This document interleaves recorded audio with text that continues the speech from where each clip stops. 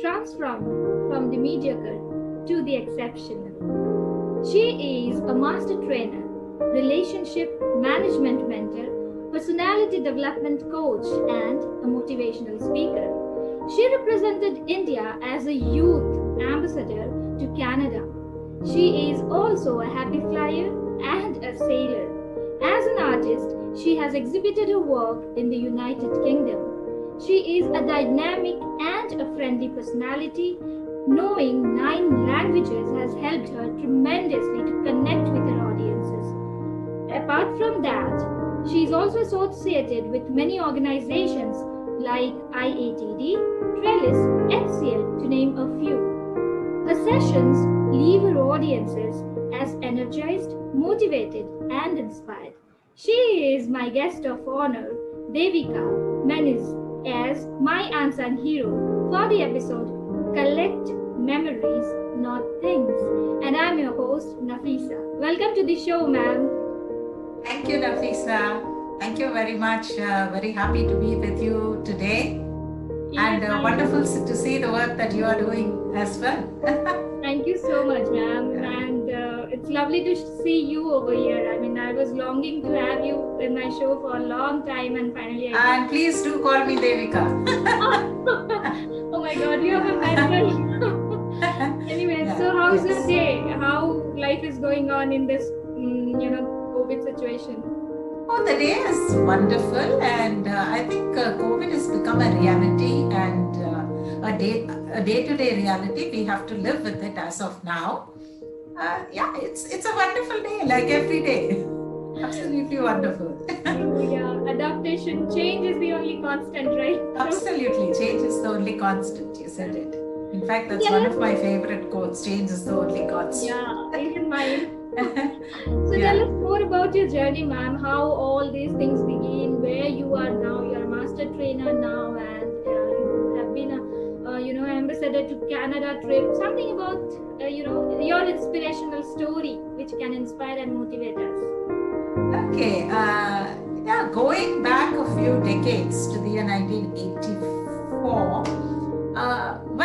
Nafisa, until 1984, I was, a very regular teenager who was just getting out of school, but more of, what should I say, a person with a lot of complexes as well. One of the complexes was my skin color, because we hear of a lot of youngsters being bullied for being dark or brown, but I was bullied for being fair. Oh my God. Okay, so I went through school being called a white rat, a white cockroach, and a whole lot of other names. Okay, so I was quite an introverted youngster, which I got into college, or in Bangalore, that's what you call 11th and 12th today's school. But in Bangalore, those days in 84, it was getting into college, because it was called pre-university. So we went to college, and there was this call for people who would be interested to join the National Cadet Corps or the NCC. So I went and joined up, signed up, and then there were these, the next session was call for people who wanted to join the Air Wing. And pretty much me, the free spirit, I said, wow, that's going to give me a chance to actually fly, get into the air, fly a glider. So I went on for the selections there and got selected. And then from there, it went on and on. That completely changed me as a person. Yeah. To somebody who had hardly traveled as a 14-year-old in 1984, it opened out to me the whole country. Because within the next 4 years, I had traveled from Delhi to trekking in the Nilgiris, trekking in the Himalayas. I had gone to Jaipur, Rajasthan, and done desert trek, and I had gone on the other side to Orissa. So literally as a 18, 19-year-old, the NCC had given me the opportunity to travel across India, north, south, east, and west. And it not only did that at Delhi at the Republic Day Camp in 1986, which I was part of the banner winning contingent of Karnataka and Goa, I I was selected, me and another 41 people, 21 girls and 21 boys. We were selected to represent India as youth ambassadors in Canada. And this took out almost a year of my time on this camp. And I would say that was the molding period of my life. I was in Canada for 4 months, and I worked in a village in Orissa for 4 months. Plus, I had a Canadian counterpart, a girl with whom I spent that entire 6-7 months together. We worked together, and we were a group. Okay, so we worked in a group, and we also had our counterparts, and I worked on a grain farm in Canada, in Alberta, for 3 months, 4 months, and it completely changed my outlook in life. I saw a different world.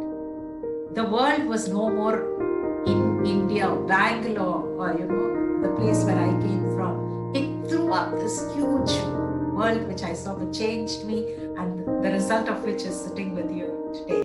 And in Orissa, so from Canada, which is a developed country, we came into Bhubaneswar, flew into Delhi and then Bhubaneswar, and then went to a village which adopted our group and gave us the opportunity to live and work with them in a remote part of Orissa. So it was in a little place called Narayangarh, and Narayangarh is about 60 kilometers away from Bhubaneswar. I just visited them incidentally last year, my host brother and family. We are connected. Today they look at me as a daughter. I visited my host mother and brother just last year. So 32 years of time. But that 4 months that I stayed in their house in the village has bonded us for life and made that connection. And in the village, what did we do? We actually built a building. So thanks to the NCC, it was a project, and that building stands there today after 32 years. It's still there. In fact, they had a cyclone 2.5 years back. The surprising, I wouldn't say fun, the surprising bit was that there were 3 other buildings which were built after we did our job, which all fell down.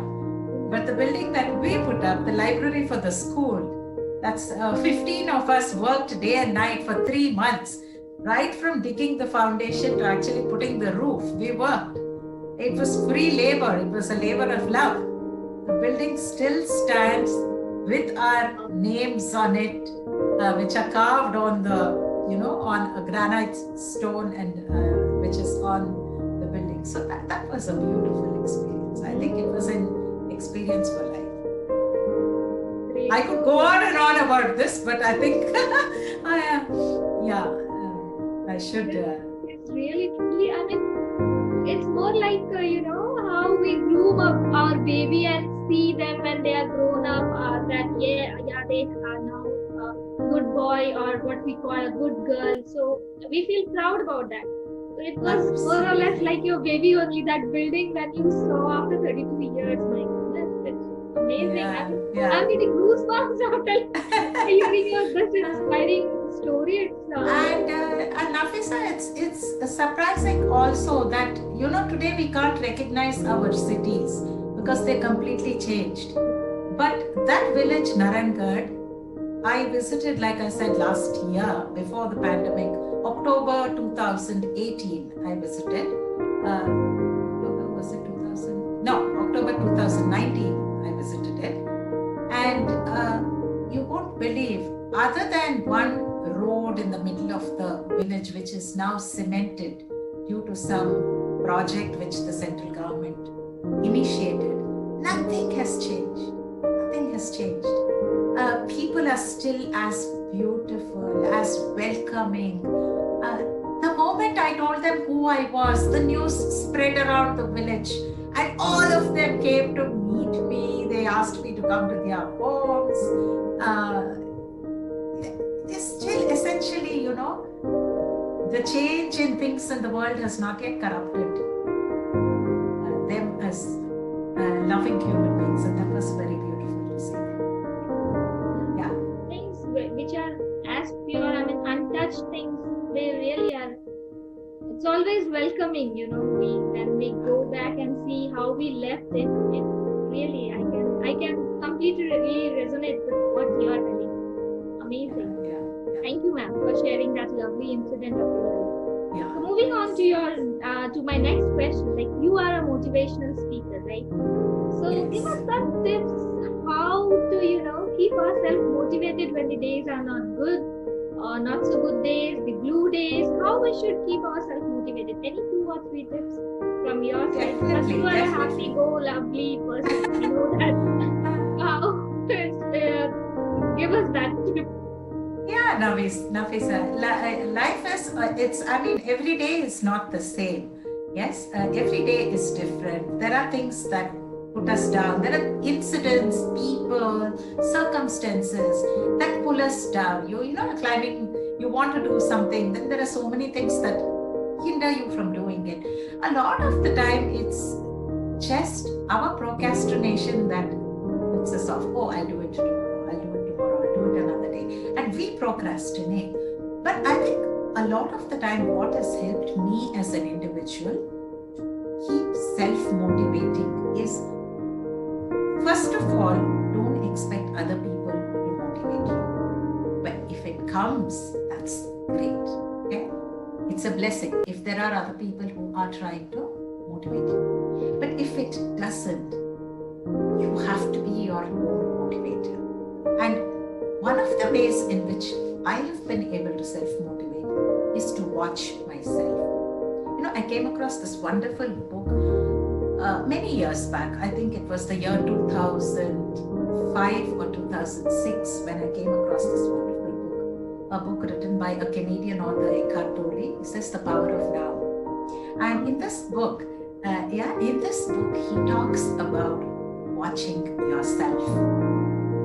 And I think watching myself has made me aware of what's going on behind this person called Devika. Okay, Devika is what you see me. You see me as an individual, as a person, as a mentor, a trainer, and all these frills which I have created in your mind over a period of time, and you relate to me by all of these frills which you look at.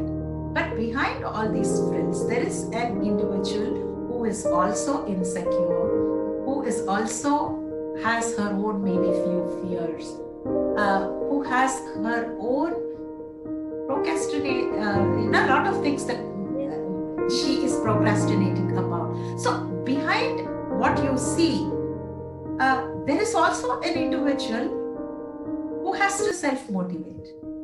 And how do I do that is by watching myself, by self-talk. A lot of the time it is self-talk. It's not that I'm loudly talking to myself, or sometimes I actually do as well. Give myself a knock on the head and say, you idiot, come on, go do it. Oh, you lazy cow, get up, go, do it. It's just not going to take too long. Get up and do it. So talking to myself. So self-talk is one thing. Self-speech, self-talk, watching yourself. Very important. Pushing yourself, because I think that's the only way to stay motivated. And do little things, and feel happy about the things that you do. And like I say, I wear this little ring on my finger which I picked up in a place called Fort William in Scotland, and it was picked in a charity shop. In the sense, this is a shop where you get things very cheap because somebody has discarded it. And on the outside, it says, do what you love. And on the inside, it says, love what you do. So I picked this up and I've worn it ever since. And one way of staying motivated is, don't do things because you're pressured. Don't do things because you want to make somebody else happy. Don't do things because you're forced by somebody. Don't do things for somebody else to think much of you. Do things because you love to do them. And love doing the things that you do. That way, you will never stop doing the things that take you forward. Those are few tips I'd say to stay motivated. Thank you for sharing. That's really lovely. I mean, I do self-talk the way you are telling. Yeah, that helps me also to keep myself motivated. I completely agree with that. Yeah, it's lovely, ma'am. Thank you for sharing that. Thank you. Now, moving on to the next question. I just want to know what is your understanding with the phrase or the title that I took for my this episode, like collect memories and not things. How connected this is with your life? Like I say, life is like a road trip.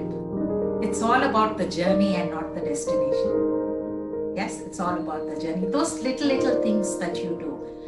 You're just not just because you've got a BMW, you're not going to sit down the road at 200 miles an hour and reach the other space. It doesn't matter what vehicle you have. It doesn't matter. Yes, driving slowly, enjoying what is all around you. Looking at that morning sunrise, listening to the birds that are there. Okay, we've got 5 senses. Yes, enjoying life with every one of those senses. Let's say you may have the tastiest dish.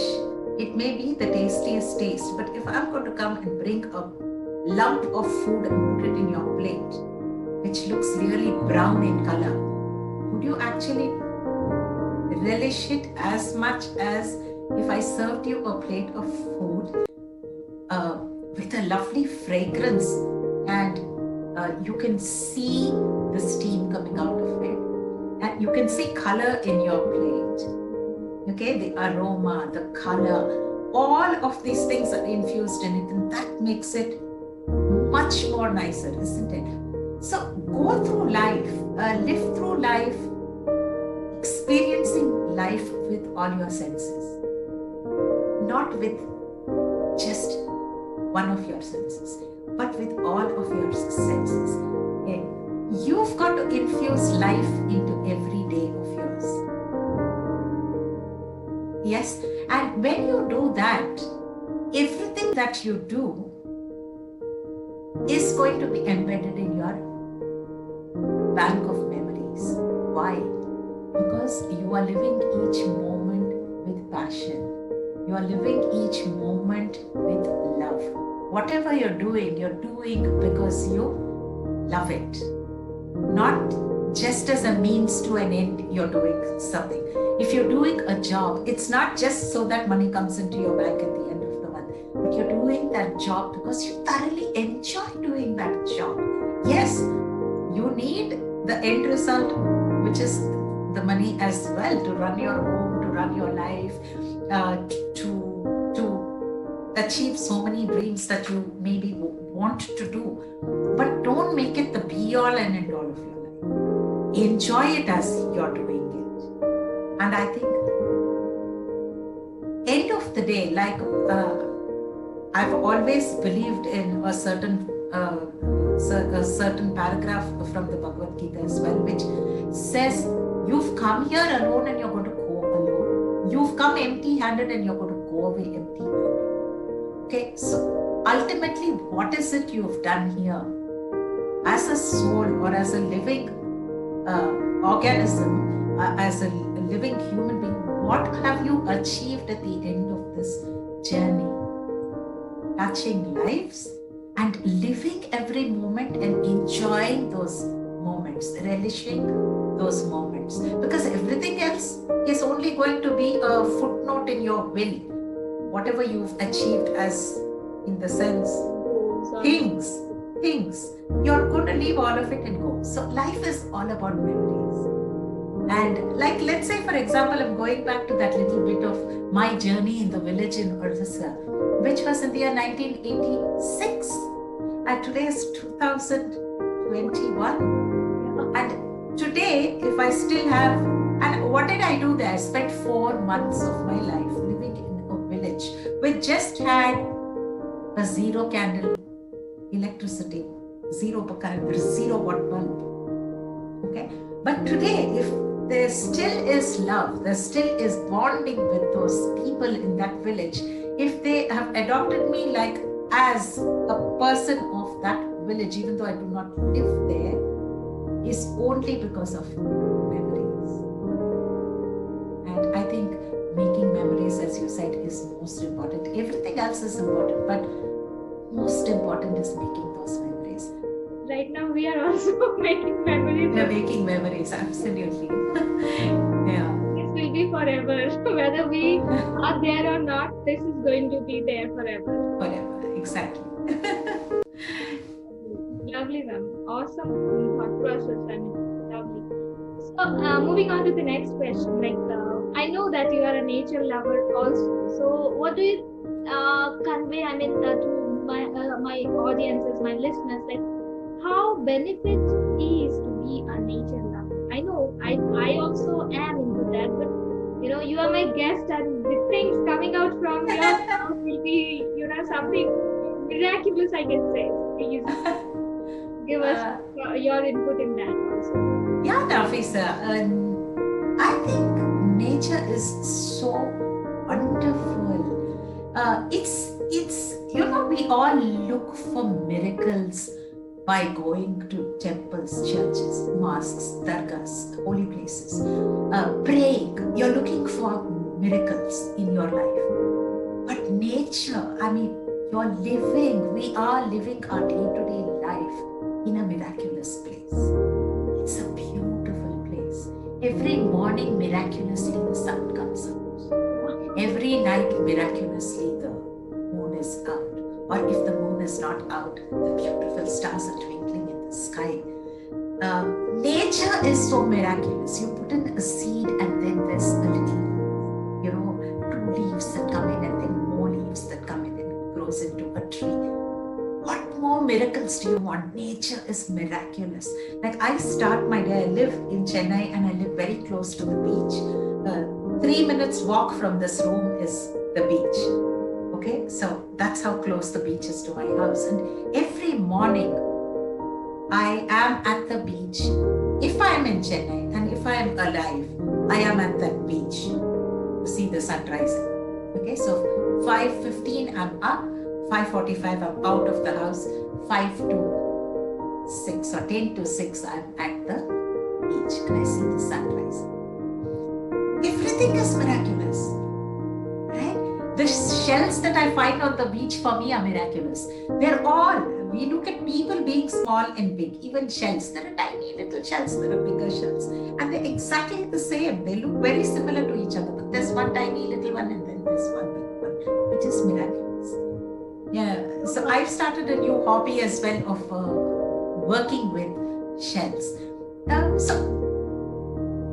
Life is a miracle. Nature itself. And these small things in life, they make you so happy. These are not diamonds or rubies, right? But a small plant, looking at a small plant grow, listening to a little bird. In the morning, you go stand where there are trees and you look, observe them. There is so much to learn from them. I think a lot of learning, we don't need to read books. We could just observe nature and learn so much from it. Watch a row of ants walking and you learn so much from that row of ants. You will never see, Nafisa, you will see them all going one behind the other. There is no lust at all in those ants for being the first person in that line. They are very happy following each other. The end of the day, we need to store food for our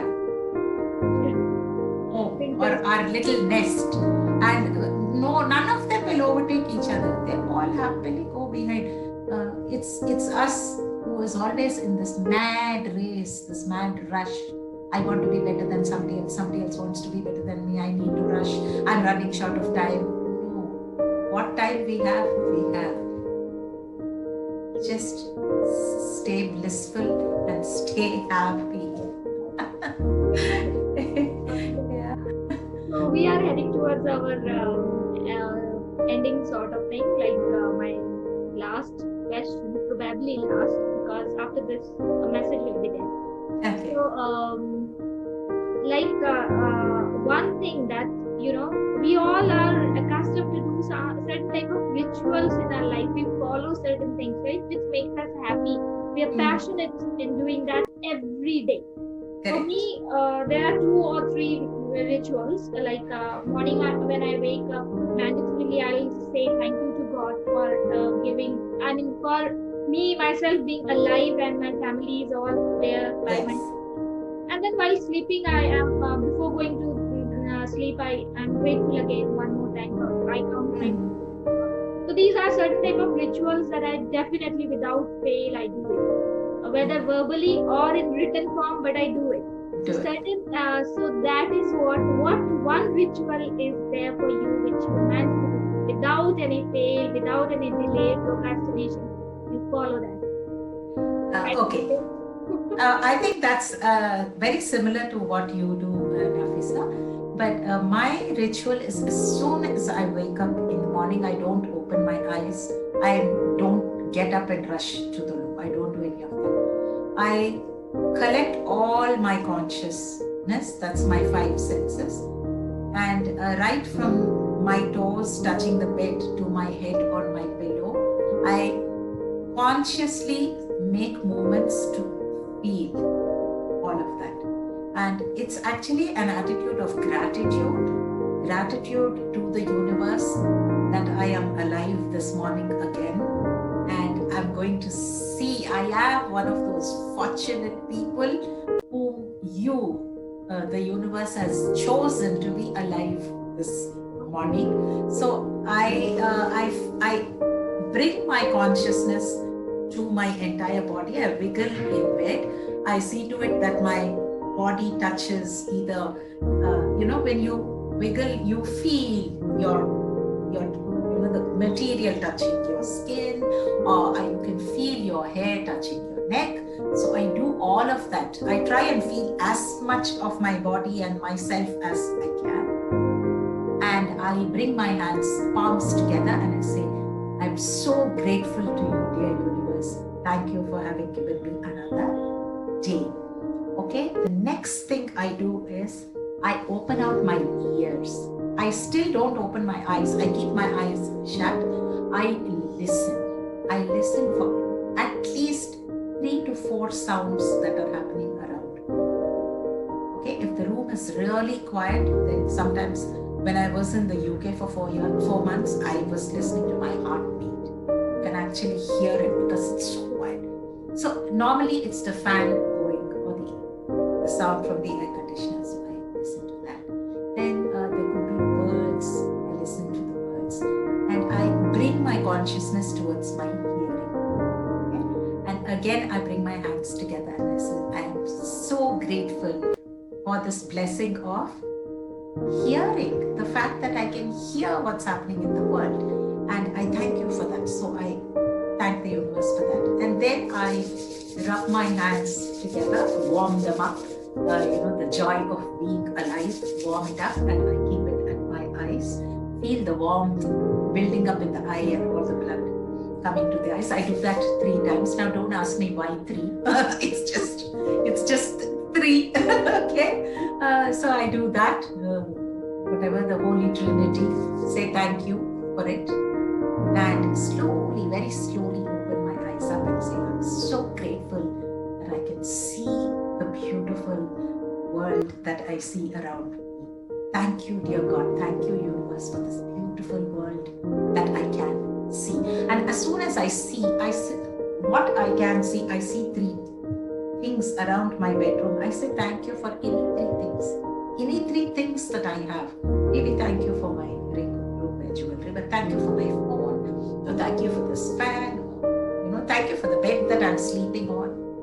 Thank you for the bed sheet that I have. It could be anything, but just be thankful and grateful that you have 3 things, that I have 3 things in my life and my world, because many people in this world don't have even 3 things, which they can count and say, these are 3 things that I have. There are many people. So that is something that every morning when I wake up, I do it. If I don't wake up someday, that's the only day I won't do it. So, yeah. We are mindfully you do this activity. I mean, I never thought of it's so lovely. I'm getting so, happy from inside that how beautifully you are doing it. You should try it. You should try it. It's very nice. It heightens your awareness to things, and it's very beautiful. To me, it's made a. I mean, it's not something that I just thought out. I did see it in a TED talk some time back, maybe about a year and a half, 2 years back. I watched somebody do it in a TED talk, and from that day, it touched me so much. From that day, I have done it every morning. Surely, I will also. This has touched me also. I got surely, definitely, I'm going to practice this. No way. I mean, there's nothing more than having an attitude of gratitude. Correct. So, ma'am, you're also into, connected to nature, and you prepare those. I have seen. Can you just share some with my viewers? Okay, so what I do is, for me, I can't do just one thing at a time. I love to multitask, Nafisa. So my walk in the morning to the beach, it acts as my walk. So health exercise for the body. So one is it's exercise for the body. I suddenly realized, I said, Devika, whilst you're exercising your body, can't you exercise your mind as well? So what I do is, one is doing something, but your mind is idle while you're walking, right? Why don't you do something with it? So I decided to do my recitation. I do a recitation. So my recitation, I do it. Because there's nobody at the beach at 5:45 in the morning, okay? So I sing and I recite and I sing in the morning. So I'm doing that. Then I said, see, whilst you're walking and you're singing, you're also seeing things all around you. You can do something with your seeing as well. So what do you see when you're on the beach? You see things like shells, waste, rubbish which people have put down. I said, yeah, you're seeing it. So walking is just not one exercise. Why don't you bend, stand up? So I said, what else do I do? So I have a sling bag with a plastic cover in it. So I pick out these things from the beach. Okay. So I go beach combing literally and pick interesting things from the beach, which otherwise is rubbish. And I convert them into beautiful things. I recycle them. Because I am, like I said, a trainer, a mentor, all of that, yes. But I'm also inherently a nature lover and an artist. Okay, I've been blessed with art, with creativity.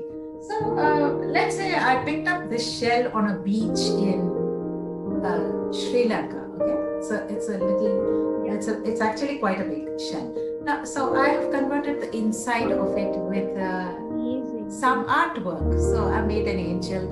I've got to still give this bit a gold leafing, which I intend to do in a couple of days. When I say gold leafing, I mean putting a little bit of bling in it. So this is another seashell. It is actually a bit of a seashell. It's not even a seashell. It's a shell that's broken, and then the ocean has ground it, polished it on one side and kept it rugged on the other side. So I converted that into some poppies with a little bit of gold. Now all I need to do is make a hole here and make an ornament out of it. So there's few more I'd like to share with you. That's another shell, and so I've done some artwork on it. Now I could always stick two pearls on it and keep it like this on my bedside table. So if you take out a ring or something in the night, so the ring goes into it's a little bowl. It turns into a little bowl, so to speak. Some of the other shells, I convert them that matches with my dress and your dress for today. So that is a shell which I picked off the beach about a week back. And I converted it into a little piece of art. And it could just sit on a table like that and look very pretty, isn't it? Beautiful. None of the organisms are ever harmed or killed when I only pick up shells which nothing lives in them. Also bottles, like there's people who throw bottles on the beach. So there's me, if I see a pretty bottle, I'll pick it up and do some artwork in it, and then put a money plant, give it away as birthday gifts. I don't give any bought gifts from the shops these days. I just make These are priceless actually. these things, and there's so much that goes into it. So you're giving somebody a little piece of art which you have created, and a bottle is not wasted. The contents have gone and made somebody quite merry and happy, and the result of the empty bottle is also going to make somebody very happy. Amazing, wonderful. This creativity of yours gives so much inspiration to myself. I mean, I am getting inspired. I feel like, wow, anybody can do this. Yes, absolutely. It just takes a lot of time. It takes time and it takes love and passion. Passion, correct. We should have that passion actually. And I don't have a television at home. I don't watch television. Yeah, once in a way I do binge watch on Netflix. I won't say I don't do it. There are times for 24 hours I'll binge watch, finish the whole serial and say, I don't have patience to watch this every day. I'm just going to sit at it today, look at it for the next few days and be done with it. Okay? So some binge watching happens as well. But every day I'm not into it. Every day this kind of things take my life and I enjoy it. Amazing. It's wonderful to interact with you, ma'am. So much of learning, and moreover, though I know personally, but at this deeper level, I never knew that. Oh my God, Devika ma'am is into so many things, and amazing. And knowing you personally is, at this deeper level is amazing. I am really happy to inviting you as my guest today. Thank you so much, Nafisa. Thank you so much. Because ultimately, I think it's only happiness, peace, joy. That's what you are looking out for. And these are the little things that ultimately make you happy, make you joyous. Don't try to find it outside. Always try to find what makes you happy and joyous within yourself. Because only that is sustainable. Only that is sustainable. Everything else is dependency. But the moment you find what makes you happy, what brings you joy, what de-stresses you, and that all the answers to that are only on the inside. They are not on the outside, and they are not with other people. I completely agree. So, ma'am, one last message for my viewers, my listeners, and myself from your end. Yeah. Nafisa.